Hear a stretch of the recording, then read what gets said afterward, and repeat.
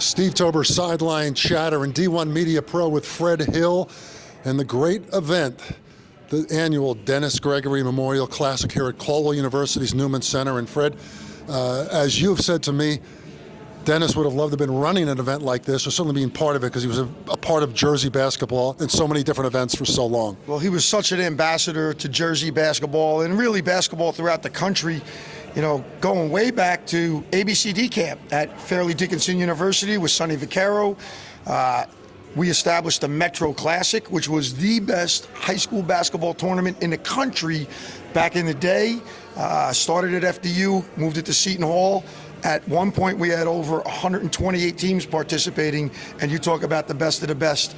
Every great school from New Jersey, New York, Connecticut, Philadelphia, we brought them all here into Jersey, and he just did so many things, and these were the types of events that he promoted, but these are the types of events that he loved. He lived for days like today, but he was also a coach, an administrator. He was a jack of all trades, and we really miss him. Everybody misses him. I remember him running the Rothman Center, basically, and we used to do the Bergen Jamboree on Cablevision years ago. But you talk about as a person in your organization at the Rutgers University, Director of Operations, and back in 2006, I believe he was appointed. He had a nice run with you at RU. Well, it's people don't understand how important that guy is, and that's why he was our Director of Basketball Operations as opposed to a coach. That guy basically runs the program for you. So he did everything. Again, he had so many different experiences. He was so well organized. He was such a great administrator.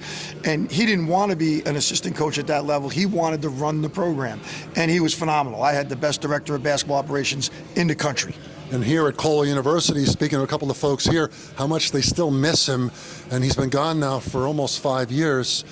And he's missed by so many people, fans, players, coaches, people that are scouts, everybody. But a great event here you put together the Hill Foundation with 9 games over 2 days here at Caldwell after being at Felician College last night and with St. Mary's and Rutherford. But what a nice menu you have, including a nice local game. And tell us about the event and who that also honors, your brother-in-law with Verona Cedar Grove. Yeah, it's really a really sad time for me. 4 years ago, we lost Dennis in December. I lost my dad, the longtime baseball coach at Rutgers, in March, and then my brother-in-law, Jimmy Jandoli, in May. And so we had started the Dennis Gregory Memorial Classic, and then we wanted to incorporate. Jimmy grew up in Cedar Grove, married my sister, lived in Verona. My niece and nephew live in Verona, and so we wanted to do something. He was part of youth sports, an athlete himself, and so we started the Jimmy Jandoli tip-off as part of this Dennis Gregory Memorial, and we bring in the 2 towns that he grew up in and our big rivals, Verona, Cedar Grove, to start us here at Caldwell University, and it's been phenomenal. It's going to be a couple of great days of basketball. Tell us about the foundation. You give money to raise money for kids, for children, for students that are in need, and it's been a great project. Yeah, well, 2010 we started the Team Hill Foundation, and it started out, and it still is, a little mom and pop foundation, but we've brought over 5,000 kids to events. So one of our big things is we call them Kids Classics. We bring kids from the inner city, at-risk kids, to a Seton Hall basketball game. They get a backpack, they get school supplies, they get a gift from us for the holidays. We put another gift in there for them to pay it forward and give it to somebody in their life. Really, really cool stuff. And we do 5 of them this year. Rutgers, Seton Hall, NJIT, FDU, and Jersey City State University. So we bring those kids in.